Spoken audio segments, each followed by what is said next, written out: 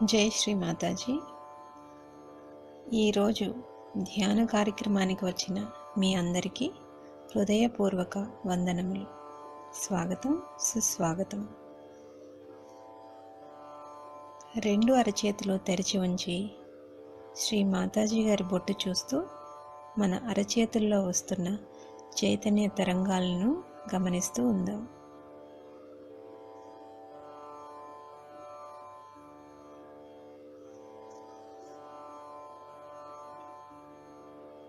ఇప్పుడు నెమ్మదిగా కుండలిని జాగృతి చేసుకుని బంధన్ వేసుకుందాం.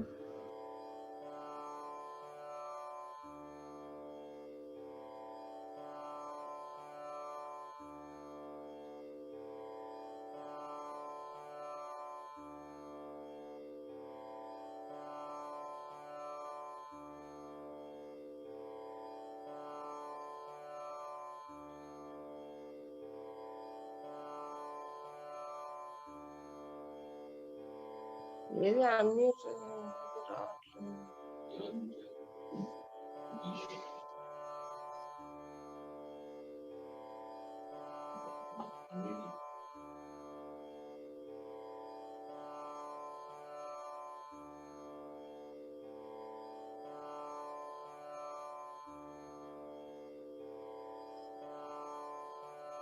ఇప్పుడు రెండు చేతులు భూమి మీద ఉంచి,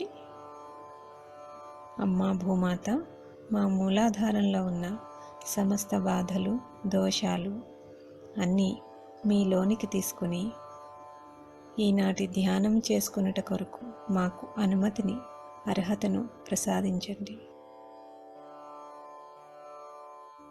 చిత్తాన్ని మాడుపై ఉంచి 2 నిమిషములు ధ్యానంలో కూర్చుందాం.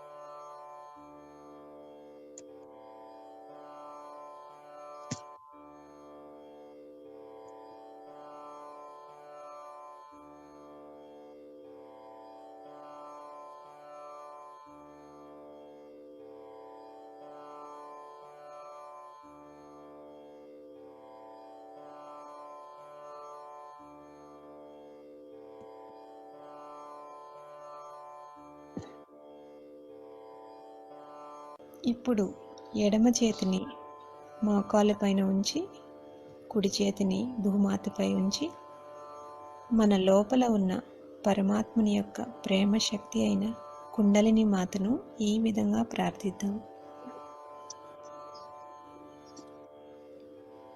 అమ్మా, మా ఎడమ పార్శ్వంలో ఉన్న భూతకాలపు ఆలోచనలు, భయాలు, ఆందోళనలు, శారీరక, మానసిక, భావోద్వేగ సమస్యలన్నిటినీ భూతత్వం ద్వారా తొలగించి, మా చిత్తమును భూతకాలం నుంచి ప్రస్తుతంలో, వర్తమానంలో స్థిరపరచండి అని శ్రీ మాతాజీని ప్రార్థించి 2 నిమిషముల పాటు ధ్యానంలో ఉందాం.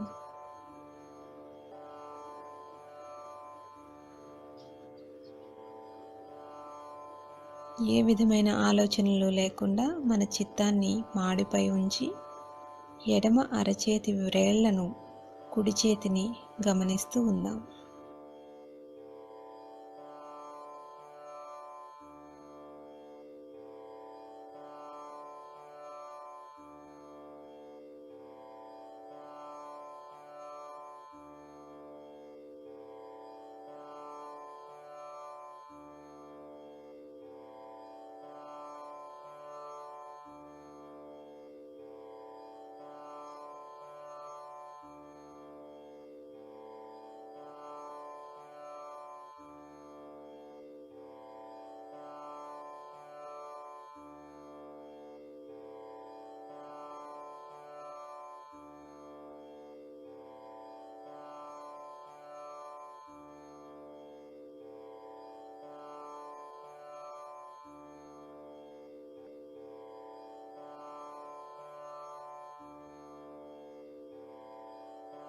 ఇప్పుడు నెమ్మదిగా కుడి చేతిని మోకాళ్ళపై తెరిచి ఉంచి ఎడమ చేతిని ఆకాశం వైపు ఉంచి మనలో ఉన్న తల్లి శక్తిని ఈ విధంగా ప్రార్థిద్దాం.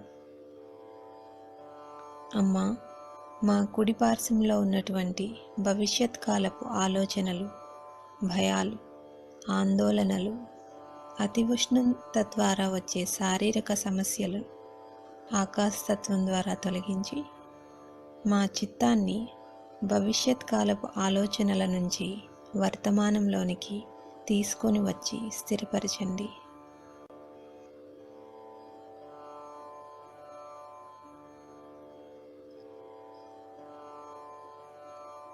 మన చిత్తాన్ని శిరస్సుపై ఉంచి కుడి అరచేతి వ్రేళ్లను, ఎడమ అరచేతి వేళ్లను గమనిస్తూ ఉందాం.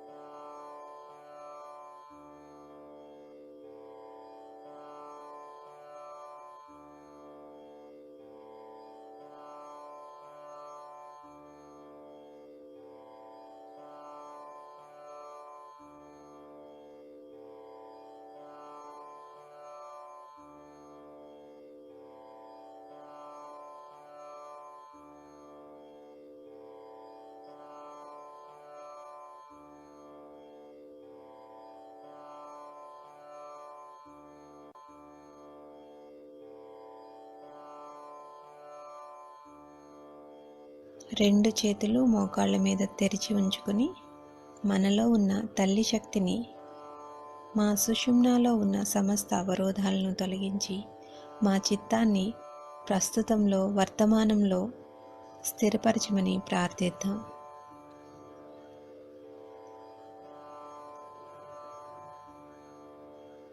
కొంచెం సేపు ధ్యానంలో ఉందాం.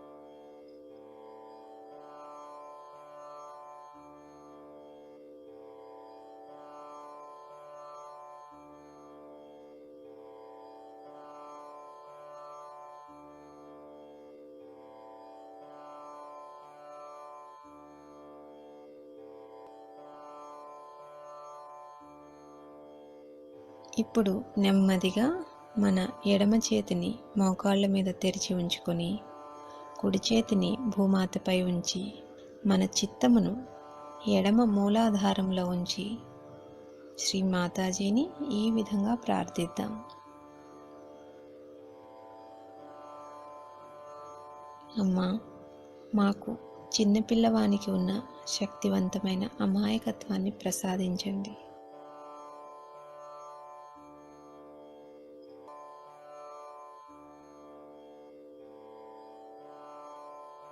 చిత్తమును సహస్రారంపై ఉంచి ఎడమ మూలాధారంలో ఏదైనా చైతన్య తరంగాలు వస్తున్నాయా అని గమనిస్తూ ఉందాం.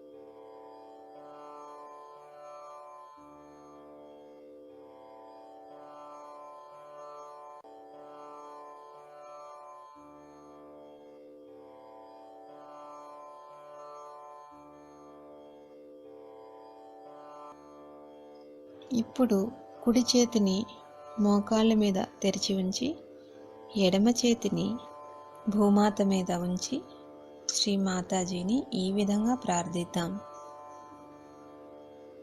అమ్మా, మా కుడి మూలాధారంలో శ్రీ కార్తికేయుని జాగృతం చేయండి.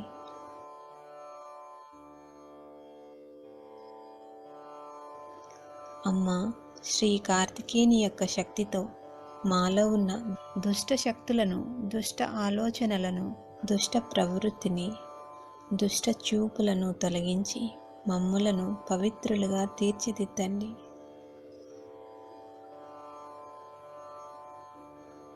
కొంచెం సేపు ధ్యానంలో ఉందాం.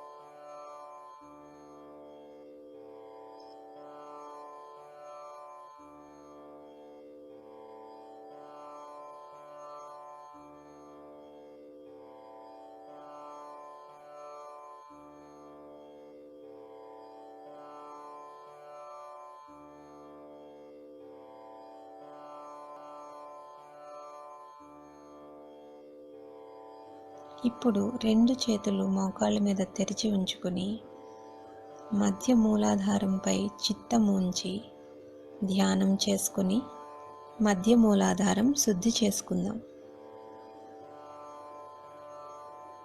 ఇప్పుడు గణేశుని గుణములను జాగృతపరుచుకొనుటకు మూలాధార చక్రము యొక్క 4 దళములపై ధ్యానం చేసుకుందాం.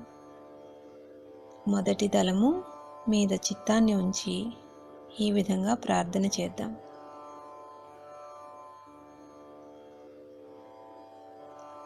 శ్రీ మాతాజీ, దయచేసి మా చుట్టూ ఉండే వాతావరణంతో సామరస్యంగా, మధురంగా ఉండునట్లు మమ్మల్ని ఆశీర్వదించండి.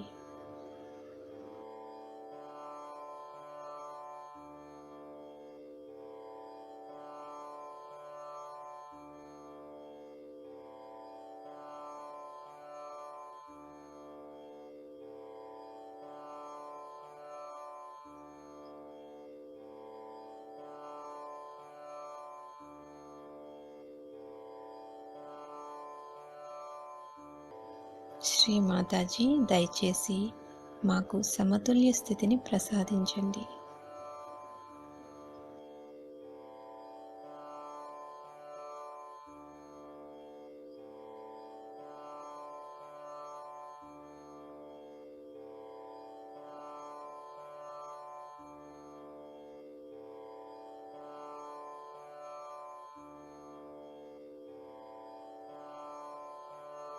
శ్రీ మాతాజీ, మాకు అమాయకత్వం యొక్క శక్తిని తెలియచేసి అమాయకత్వంతో కూడిన నైతిక విలువలను ప్రసాదించండి.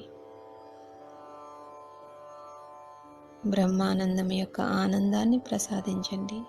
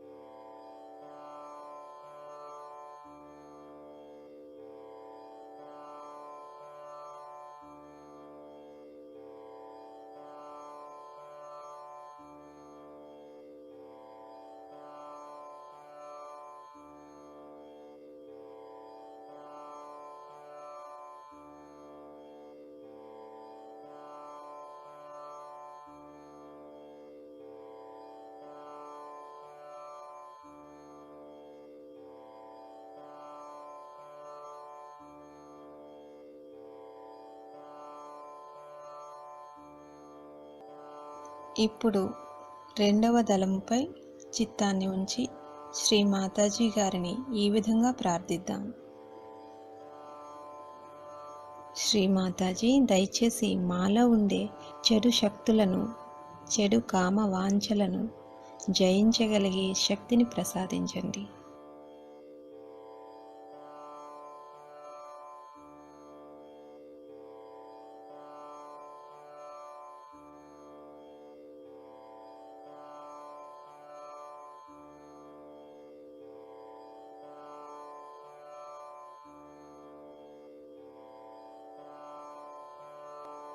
శ్రీ మాతాజీ, మా మూలాధారంలో ఉన్న దుష్ట శక్తులను జయించగలిగే శక్తిని ప్రసాదించండి.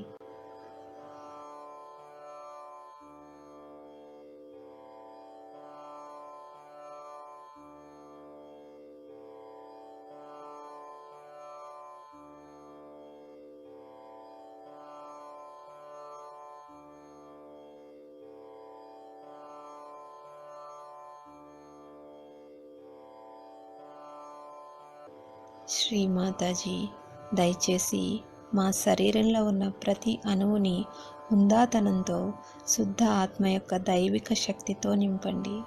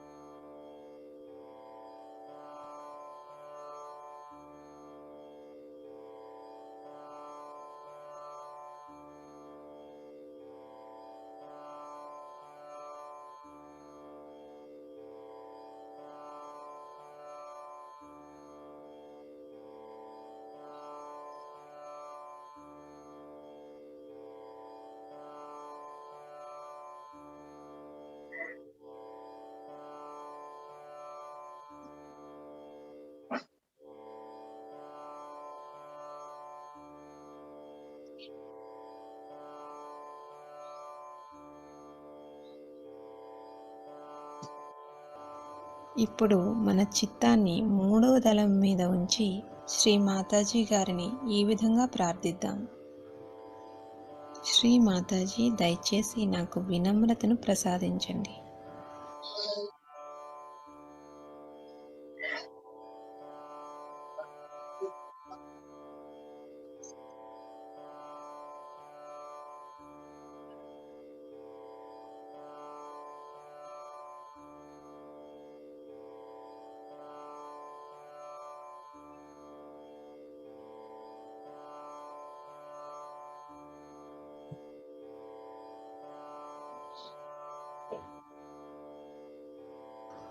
శ్రీ మాతాజీ, దయచేసి మాకు శ్రీ గణేశుని యొక్క వివేకాన్ని ప్రసాదించండి.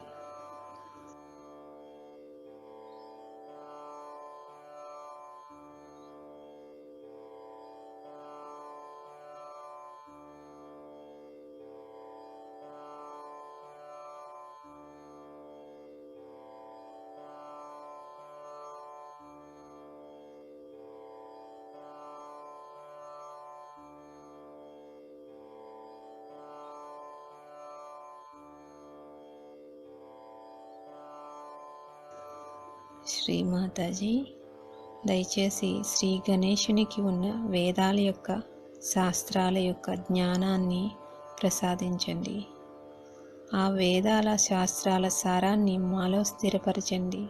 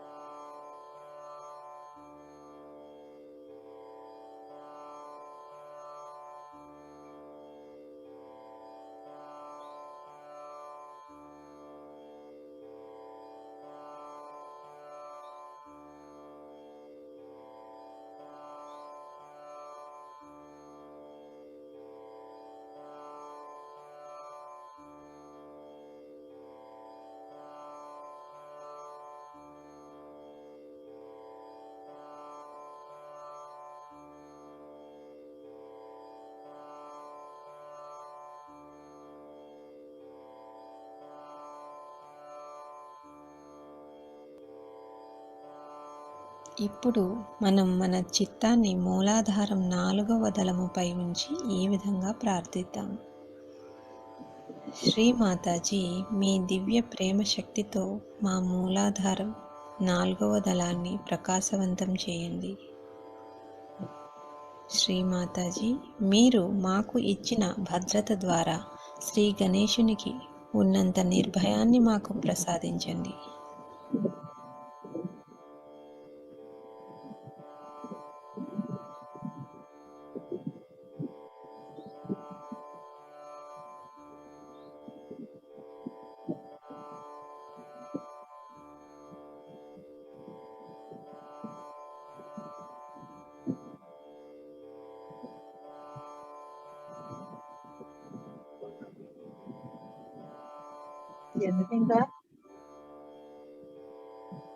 శ్రీ మాతాజీ, దయచేసి మాకు సామూహిక స్పృహ కలుగ చేయండి.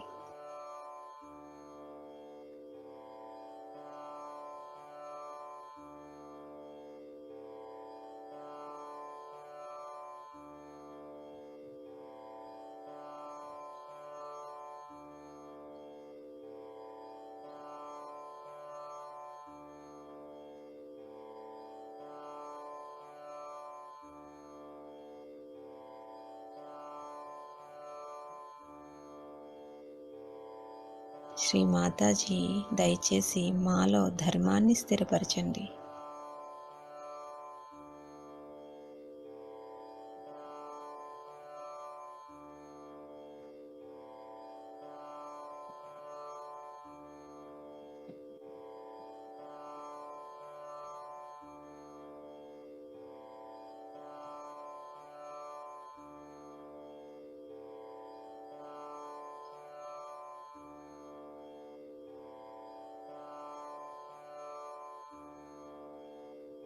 శ్రీ మాతాజీ, మా ప్రతి అణువులో మీ దివ్య ప్రేమ యొక్క అమృతాన్ని నింపండి.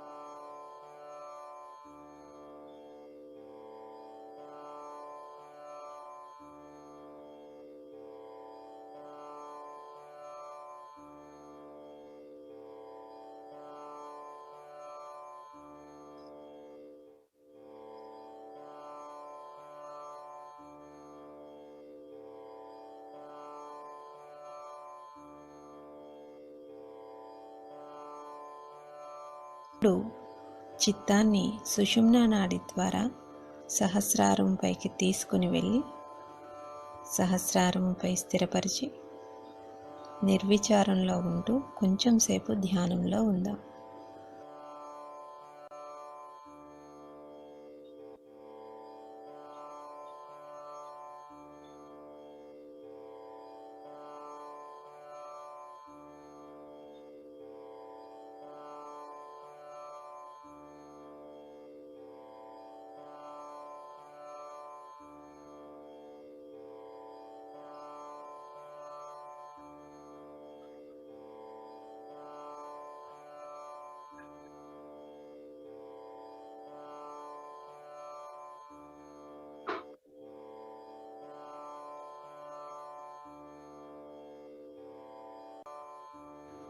ఇప్పుడు సహస్రారం పైన శరీరంలో వచ్చే చైతన్య తరంగాలను గమనిస్తూ నిర్విచార స్థితిలో కొంచెం సేపు ధ్యానంలో ఉందాం.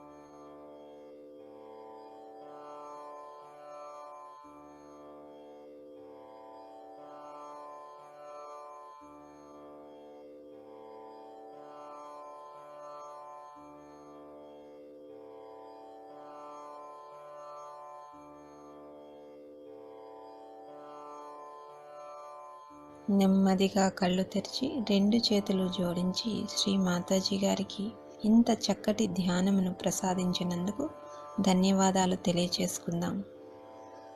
చక్కటి చైతన్య తరంగాలను తద్వారా యోగానందాన్ని మనకు ప్రసాదించినందుకు ధన్యవాదాలు తెలియచేసుకుందాం.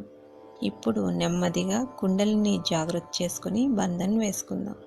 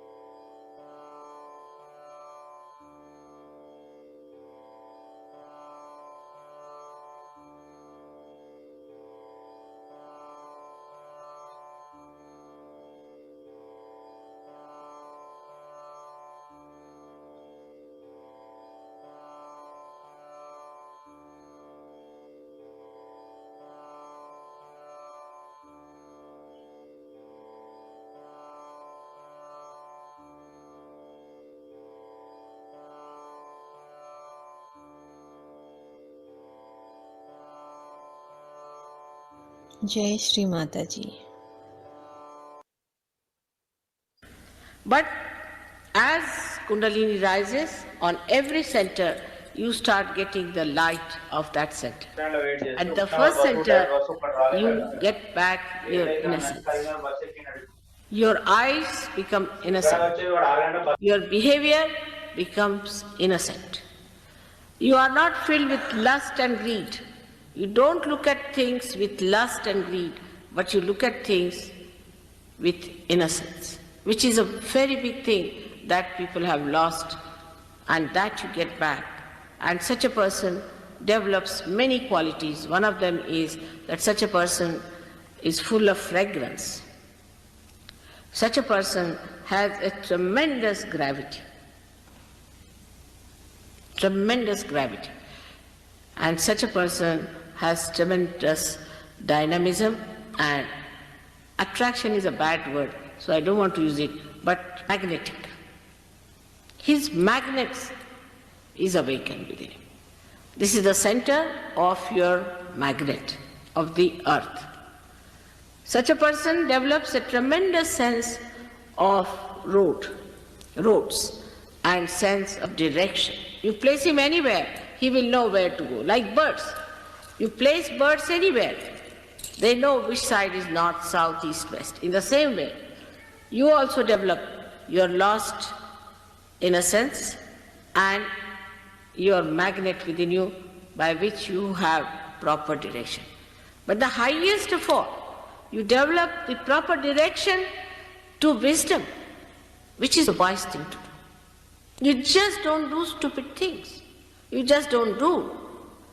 Even if you ever try to do it, you will not do it because you know it is so stupid. Just you don't do it.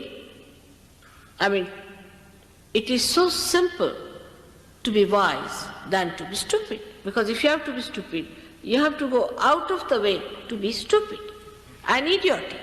But if you want to be normal and wise, is the easiest thing to do.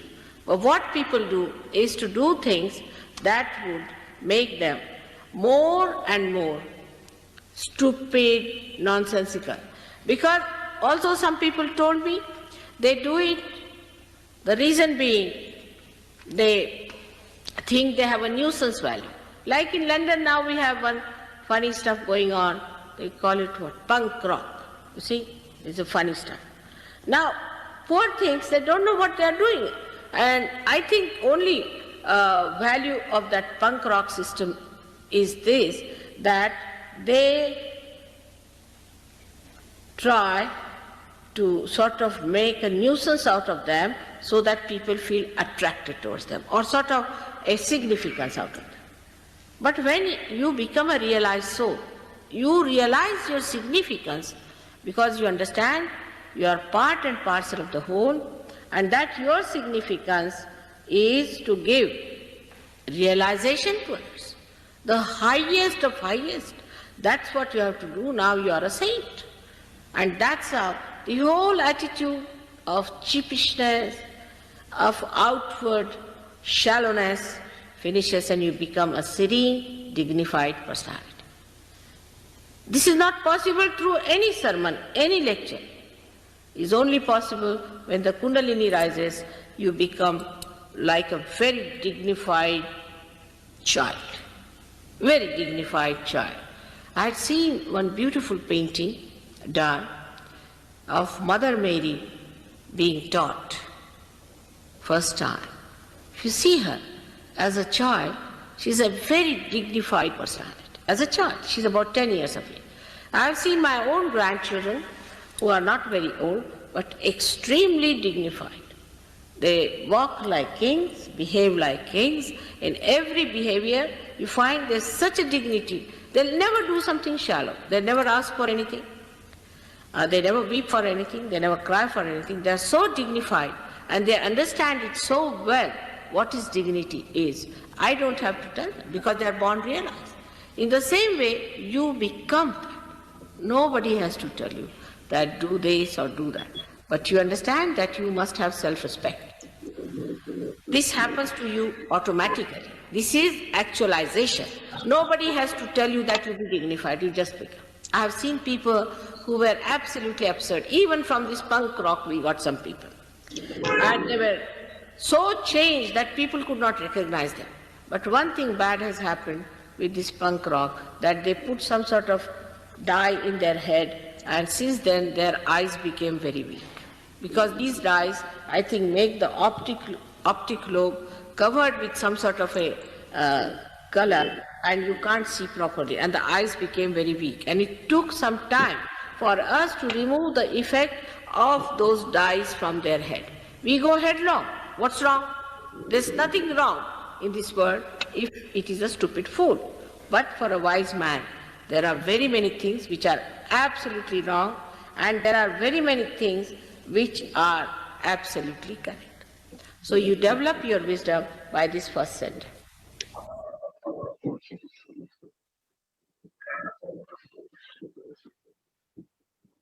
జై శ్రీమాతాజీ అండి. జై శ్రీమాతాజీ. ఇప్పుడు రామ్మోహన్ రావు గారు మనకి శ్రీమాతాజీ గారు ఇచ్చినటువంటి ప్రవచనం యొక్క తెలుగు భావార్థాన్ని మనకి తెలియజేస్తారు.